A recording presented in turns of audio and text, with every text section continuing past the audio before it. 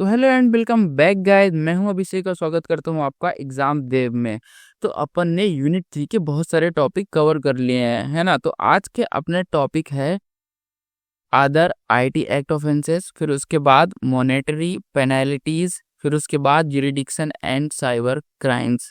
तो ये 3 टॉपिक आज अपन कवर करने वाले हैं। तो क्योंकि टॉपिक बहुत बड़े बड़े नहीं थे तो मैंने एक ही वीडियो में ला दिए हैं। तो चलो शुरू करते हैं बिना किसी टाइम वेस्ट के। और क्या, तो चलो अदर आईटी एक्ट ऑफेंसेस। तो अदर पहला क्या है?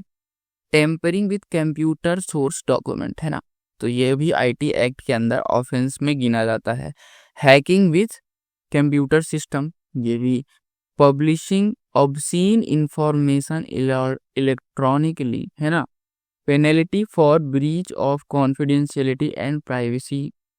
Penalty for publishing false digital signature certifications. अब इनको क्या समझाओगे, जो तो सीधे समझ में आ रहा है। Applicability of the act to offences outside India.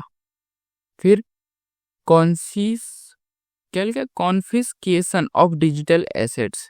इसका मतलब होता है कि चुराना, कह सकते हो इसको। छुड़ाना मतलब लेना, डिजिटल एसेट्स को लेना, ऐसा कि बोल सकते हो। तो ये भी एक जबरदस्ती जब्त कर लेना किसी और की डिजिटल एसेट्स को, तो ये भी एक ऑफेंस में आता है, ठीक है।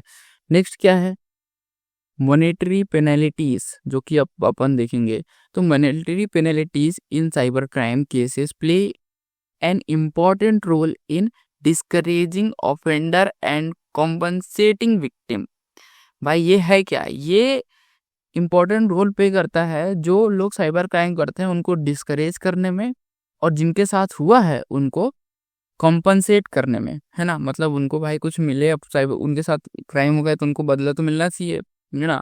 पेनल्टी वगैरह ठुकवाओ उन पे जिनने किया है। Under IT act there are various offences that attract financial penalties, है ना। आईटी एक्ट के अंदर बहुत सारे ऑफेंस हैं जो अभी अपन ने गिने हैं, वो मेजर ऑफेंसेस हैं। ऐसे बहुत ऑफेंसेस और भी हैं, है ना। तो वो उन पे क्या लगता है? फाइनेंशियल पेनल्टी लगती है। फॉर एग्जांपल सेक्शन 43, है ना, covers unauthorised access to the computer system which may result in data theft और डैमेज। अब the offender can order to pay compensation up to 1 crore rupee to the victim, है ना। तो अच्छा है ना। ये section 66C deals with the identity theft and section 66D address cheating by impersonating someone through electronically, है ना, electronic communication. Both offences can lead to fines and imprisonment. Moreover क्या है? Companies that fails to protect sensitive personal data and sensitive personal information can be personalise under 43A which requires them to compensate affected individual. इसका मतलब क्या है? इसका मतलब यह है कि जो कंपनी, जैसे फेसबुक है, आपके वहाँ पे लॉगिन आईडी पासवर्ड है। तो यदि कोई कंपनी को हैक कर लेता है, इंस्टेड ऑफ आपके सिस्टम को हैक करने के, कंपनी को हैक करके आपका डेटा लेता है, तो कंपनी को वहाँ पे हर एक यूजर को कंपनसेट करना पड़ेगा कुछ ना कुछ, ठीक है। The amount of penalty is decided by the court और designated officer based on the harm caused, है ना। These rules ensure that offender are held financially responsible, है ना, promoting better cyber security practicing for both individuals and businesses। देखो मैंने ना क्या किया है, चीज़ों को बहुत इजी वे में लिखा है, बहुत ज़्यादा मतलब रिसर्च करके बहुत अच्छे अच्छे वर्ड ढूंढ के लाया हूँ। थोड़ा कहीं से एआई का यूज़ किया, कहीं से कुछ यूज़ किया, मतलब अपन ने इनको बहुत इजी कर दिया है ताकि आपको पढ़ने में दिक्कत ना हो, बहुत इजीली सारी चीज़ें कर लो, है ना।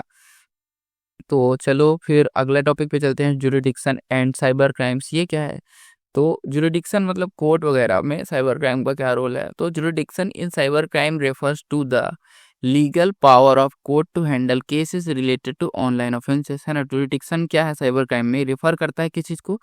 लीगल पावर ऑफ कोर्ट, है ना, to handle cases related to online offenses। अब since cyber crime can happen across different location, है ना। तो अगर जैसे कि साइबर क्राइम अलग अलग लोकेशन पे हो सकता है ना, कि करने वाला अलग लोकेशन पे है, जिसके साथ हुआ है वो अलग लोकेशन पे है, तो जुरिडिक्शन कैन बी कॉम्प्लिकेटेड। मतलब इसके लिए फिर लॉ और कानून बनाना कॉम्प्लिकेटेड हो सकता है ना। इसलिए the IT Act 2000 and under Section 75 state that the law applies to offenses committed outside India if they involve a computer network or data located in India. This means that people committing crime from other country can also be punished if the crime affects India, है ना। Other country से अगर India के बंदों पे cyber crime किया जाता है तो इंडिया के थ्रू भी वो पनिश हो सकता है ना। The code of criminal procedure CRPC helps decide jurisdiction by considering where the crime happened और where its impact was felt. Victim can report cybercrime to the nearest cybercrime police station, है ना, and the case will forward to the correct court, है ना। अब international agreement like Budapest conventional, है ना, Budapest conventional help countries work together to investigating and proceed, क्या है, prosecuting cyber crimes. Proper jurisdiction is necessary to make sure that justice is delivered even when the crime is spanned across different countries। मतलब सीधे समझ में आ रहा है भाई, हर चीज़ के लिए अलग अलग बना हुआ है बढ़िया सेक्शंस, है ना। और साथ के साथ अब तो देश के बाहर वाले क्राइम्स के लिए भी लॉ बन गया है हमारा एग्रीमेंट यहाँ पे, जैसे कि ये बुडापेस्ट एग्रीमेंट, है ना। तो देशों के बीच में हुआ है जो, जिसके थ्रू क्या कर सकते हैं लोग की न्याय पा सकते हैं, है ना। तो इसमें कोई दिक्कत की बात नहीं है, क्रिमिनल कहीं भी हो उसे तो मिलेगा ही सजा, है ना। तो चलो अब अंडर IT एक्ट ऑफेंसेस और ये सारे खत्म हो चुके हैं। मिलेंगे नेक्स्ट टॉपिक में।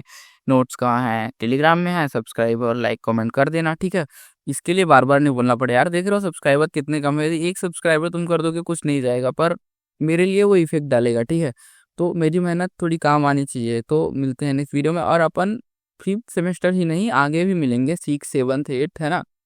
इवन जॉब तक मैं तुम्हें साथ दूंगा कि जॉब कैसे मिलेगी, है ना, और हर कंपनी में कैसे सिलेक्शन पाना है। और मेरा तो टेलीग्राम, है ना, मैसेज के लिए हमेशा खुला है, कभी भी कंसल्ट कर सकते हो कोई भी चीज़, कोई दिक्कत नहीं है। बस तुम मेरे सब्सक्राइबर रहो और कोई भी चीज़ पूछना हो टेलीग्राम पे आ जाओ, ठीक है। मैं हूँ स्वयं वहाँ पे और हमेशा ही आंसर करता हूँ। हो सकता है कि थोड़ा 1-2 घंटे 3 घंटे 4 घंटे लेट हो जाए, 1-2 दिन हो सकता है, लेकिन मैं रिप्लाई करूँगा, ठीक है।